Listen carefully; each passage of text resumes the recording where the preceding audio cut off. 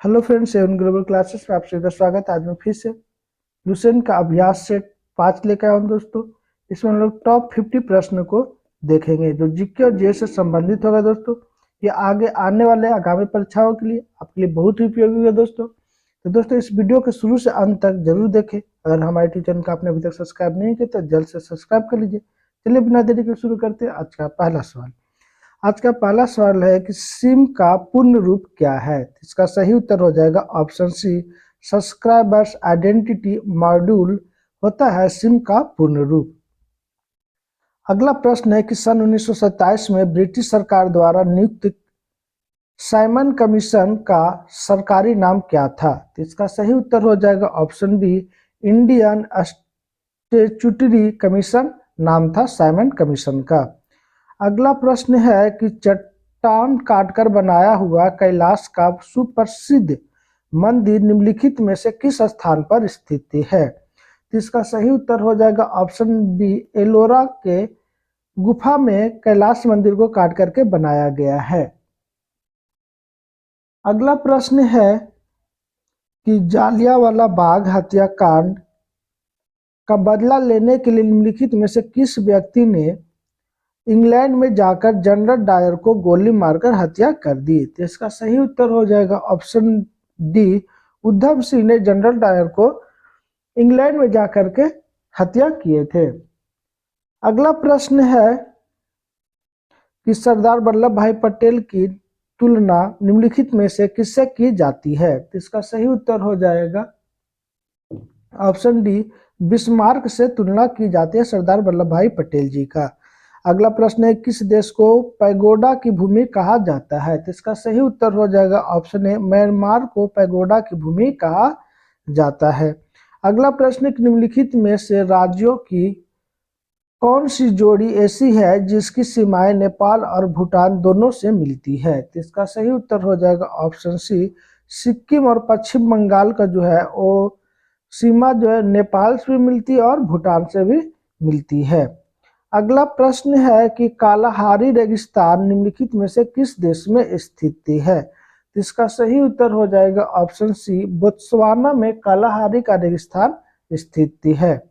अगला प्रश्न है कि स्टैगफ्लेशन शब्द का अर्थ क्या होता है। तो इसका सही उत्तर हो जाएगा ऑप्शन सी, उच्च बेरोजगारी तथा उपभोक्ता मांग में अंतर न होने के साथ साथ उच्च स्फीति दर होती है।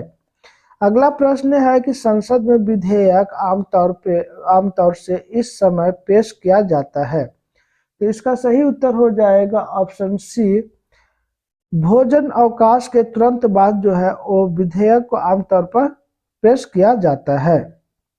अगला प्रश्न है कि स्वतंत्रता के अधिकार की गारंटी निम्नलिखित में से किसके द्वारा दी गई है। तो इसका सही उत्तर हो जाएगा ऑप्शन सी, अनुच्छेद 19 के अंतर्गत स्वतंत्रता के अधिकार की गारंटी दी गई है।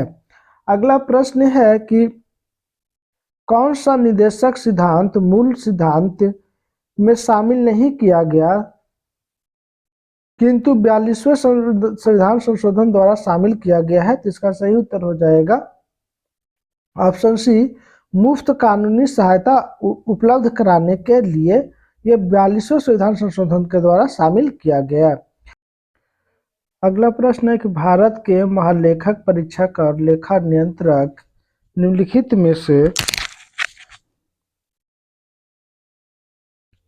के लिए मुख्य लेखाकार और लेखा परीक्षक के रूप में कार्य करते हैं। तो इसका सही उत्तर हो जाएगा ऑप्शन सी, संघ और राज्य सरकारें काम करती है। अगला प्रश्न है कि इंद्र नाम में है। तो इसका सही उत्तर हो जाएगा ऑप्शन सी, रडार का नाम जो है एक इंद्र है। अगला प्रश्न है कि ओलंपिक खेलों के झंडे में हरा वृत्त जो है वो किस महाद्वीप को प्रतीक की है। तो इसका सही उत्तर हो जाएगा ऑप्शन डी, हरा जो है वो ऑस्ट्रेलिया का प्रतीक की है। अगला प्रश्न है कि सम्राट अकबर द्वारा निम्नलिखित में से किसको जरी कलम की उपाधि दी गई थी। तो इसका सही उत्तर हो जाएगा ऑप्शन सी, मुहम्मद हुसैन को जरी कलम की उपाधि दी गई थी सम्राट अशोक के द्वारा। अगला प्रश्न है कि कौन सा ग्रंथ सम्राट हर्ष की रचना नहीं है। तो इसका सही उत्तर हो जाएगा ऑप्शन बी, लीलावती जो है वो सम्राट हर्ष की रचना नहीं है। रत्नावली, नागनंदन और प्रियदर्शिका ये जो है सम्राट हर्ष की रचना है। अगला प्रश्न है कि किस वंश के शासकों को हुनों के आक्रमणों के सामना करना पड़ा? तो इसका सही उत्तर हो जाएगा ऑप्शन सी, गुप्त वंश के शासकों को हुनों का आक्रमण का सामना करना पड़ा था। अगला प्रश्न है कि शेरशाह सूरी की मृत्यु कहाँ हुई थी? तो इसका सही उत्तर हो जाएगा ऑप्शन सी, कालिंजर में शेरशाह सूरी की मृत्यु हुई थी। अगला प्रश्न है कि सविनय अवज्ञा आंदोलन की असफलता के पश्चात गांधी जी ने किस कार्यक्रम को महत्व दिया? तो इसका सही उत्तर हो जाएगा ऑप्शन ए, रचनात्मक कार्यक्रम का महत्व दिए थे। अगला प्रश्न है कि वह गणिका कौन थी जो गौतम बुद्ध के प्रभाव में बौद्ध भिक्षु बन गए थे? वह गणिका कौन थी जो गौतम युद्ध के प्रभाव में बौद्ध भिक्षु बन गए थे? तो इसका सही उत्तर हो जाएगा ऑप्शन सी, आम्रपाली। अगला प्रश्न है कि महात्मा गांधी को सर्वप्रथम राष्ट्रपिता कहकर किसने संबोधित किया था?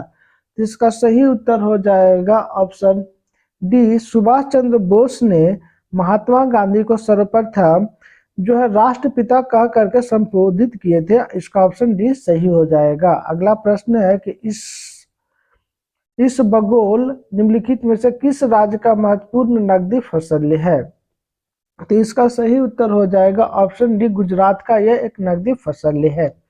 अगला प्रश्न है कि नाभिकीय विकिरण से मानव शरीर के किस भाग पर पहले प्रतिकूल प्रभाव पड़ता है? तो इसका सही उत्तर हो जाएगा ऑप्शन सी, त्वचा पर जो है सबसे पहले प्रतिकूल प्रभाव पड़ता है।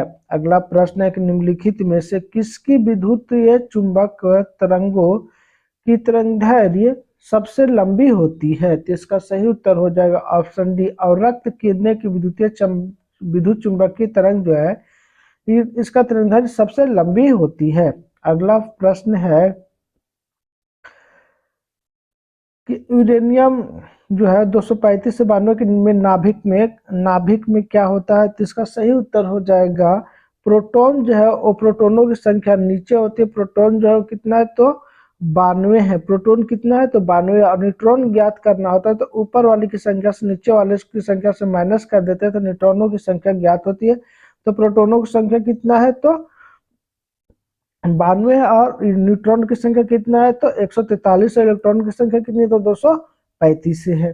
अगला प्रश्न है कि रंगीन टीवी के पर्दे पर विभिन्न रंग के भिन्न प्रकाश रंगों के मिश्रण से प्रदर्शित होते हैं। तो इसका सही उत्तर हो जाएगा ऑप्शन सी, हरा, लाल, हरा और नीला, ये तीन जो है मुख्य रूप से रंग होते हैं जिसके कारण रंगीन टीवी पर जो है अलग अलग रंग को प्रदर्शित करते हैं। इससे ट्रिक है कि निहाल, नीला, हरा और लाल, निहाल से भी याद कर सकते हैं। अगला प्रश्न है कि कार्बन की न्यूनतम मात्रा होती है? तो इसका सही उत्तर हो जाएगा ऑप्शन सी, पिटवा लोहम जो है वो कार्बन की न्यूनतम मात्रा होती है। अगला प्रश्न है कि हाइड्रोजन के कितने समस्थानिक की है? तो इसका सही उत्तर हो जाएगा ऑप्शन सी, हाइड्रोजन में जो है वो कि 3 समस्थानिक होते हैं। अगला प्रश्न है कि रक्त का थक्का बनने के लिए कौन सी प्रोटीन जिम्मेदार है? इसका सही उत्तर हो जाएगा ऑप्शन डी, फिब्रोनोजेन जो है और रक्त को थक्का जमने में ये प्रोटीन मदद करता है। अगला प्रश्न है कि जम्मू और कश्मीर के राज्य भाषा या कार्यालय भाषा कौन सी है? तो इसका सही उत्तर हो जाएगा ऑप्शन बी, उर्दू है। अगला प्रश्न है कि भारत का राष्ट्रीय गान जनगण मन पहली बार कब गाया गया था? तो इसका सही उत्तर हो जाएगा ऑप्शन डी, 1911 ईस्वी में कलकत्ता अधिवेशन में सबसे पहली बार गाया गया था। अगला प्रश्न है कि बाल गंगाधर तिलक को फादर ऑफ इंडियन अर्नेस्ट किसने कहा? तो इसका सही उत्तर हो जाएगा ऑप्शन ए, वैलेंटाइन सेरिगोल ने बाल गंगाधर तिलक को फादर ऑफ इंडियन अनरेस्ट कहे थे। अगला प्रश्न है कि भारत सरकार ने भारत रत्न तथा पद्म श्री की उपाधियों संविधान के किस अनुच्छेद के अंतर्गत प्रारंभ किया? तो इसका सही उत्तर हो जाएगा ऑप्शन बी, अनुच्छेद 18 के अंतर्गत प्रारंभ किए थे। अगला प्रश्न है कि संविधान द्वारा प्रदान किए गए मौलिक अधिकारों में संशोधन करने का अधिकार किसके पास से है? तो इसका सही उत्तर हो जाएगा ऑप्शन सी, संसद के पास संविधान में संशोधन करने का अधिकारी है। अगला प्रश्न है कि संविधान के किस भाग में कल्याणकारी राज्य की व्याख्या की गई है? तो इसका सही उत्तर हो जाएगा ऑप्शन सी, राज्य के नीति निर्देशक सिद्धांत में संविधान समाज की कल्याणकारी राज्य की व्याख्या की गई है। अगला प्रश्न है कि जब किसी विधेयक पर संसद के दोनों सदनों की संयुक्त बैठक होती है तो निर्णय होते हैं। इसका सही उत्तर हो जाएगा ऑप्शन ए, साधारण बहुमत से यह निर्णय लिया जाता है। अगला प्रश्न है कि सर्वोच्च न्यायालय की स्थापना कब की गई थी? इसका सही उत्तर हो जाएगा ऑप्शन डी, भारत सरकार अधिनियम 1935 के अंतर्गत जो है वो सर्वोच्च न्यायालय की स्थापना की गई थी। अगला प्रश्न है कि निम्नलिखित में से कौन सा एक लैगून नहीं है? तो इसका सही उत्तर हो जाएगा ऑप्शन डी, पेरियार झील जो है यह लैगून झील नहीं है। अगला प्रश्न है कि पद्म श्री पुरस्कार पाने वाला पहली भारतीय अभिनेत्री कौन थी? तो इसका सही उत्तर हो जाएगा ऑप्शन बी, नरगिस दत्त जो है वो पद्म श्री पुरस्कार पाने वाले पहले भारतीय अभिनेत्री थी। अगला प्रश्न है भारत के विभाजन के समय भारतीय राष्ट्रीय कांग्रेस के अध्यक्ष कौन थे? तो इसका सही उत्तर हो जाएगा ऑप्शन बी, सी राजगोपालचारी जी थे। अगला प्रश्न है कि निम्नलिखित में से किस भक्ति संत ने अपने संदेश के प्रचार के लिए सबसे पहले हिंदी का प्रयोग किया था? तो इसका सही उत्तर हो जाएगा ऑप्शन सी, रामानंद जी ने। अगला प्रश्न है कि संगम साहित्य की भाषा कौन सी है? तो इसका सही उत्तर हो जाएगा ऑप्शन है, संगम साहित्य की भाषा जो है वो तमिल है। अगला प्रश्न है कि हर्ष किस राजवंश से संबंधित है?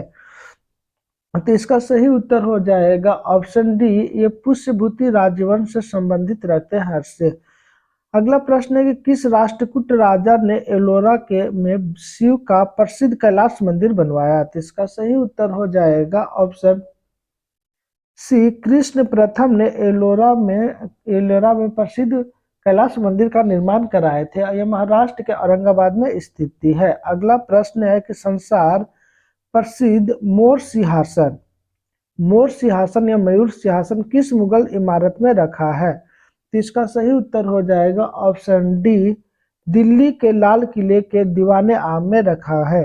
अगला प्रश्न है कि शिवाजी के बाद इनमें कौन गुरिल्ला युद्ध विद्या में एक बड़ा पथ प्रदर्शक माना जाता है? तो इसका सही उत्तर हो जाएगा ऑप्शन डी, बाजीराव प्रथम को। अगला प्रश्न है कि समताप मंडल जो जेट विमान की उड़ान के लिए आदर्श माना जाता है क्योंकि? इसका सही उत्तर हो जाएगा इस परत में जो है बादल तथा अन्य मौसमी घटनाएं नहीं होती है, इसलिए जेट विमान को सुरक्षित उड़ान माना जाता है। अगला प्रश्न है कि संसार में पारे का सबसे बड़ा उत्पादक कौन सा देश से है? तो इसका सही उत्तर हो जाएगा ऑप्शन डी, स्पेन जो है वो पारे का सबसे बड़ा उत्पादक देश से है।